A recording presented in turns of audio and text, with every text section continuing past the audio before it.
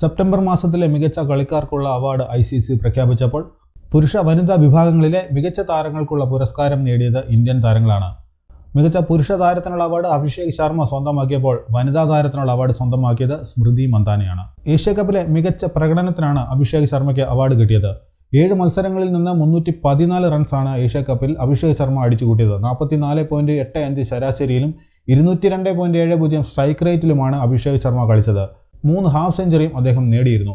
ഏഷ്യാകപ്പിലെ player of the tournament award നേടിയതും അഭിഷേക് ആയിരുന്നു. കൂടാതെ T20 ക്രിക്കറ്റ് റേറ്റിംഗിൽ ഏറ്റവും ഉയർന്ന റേറ്റിംഗ് പോയിന്റായ 931 പോയിന്റിലും അദ്ദേഹം എത്തിയിരുന്നു.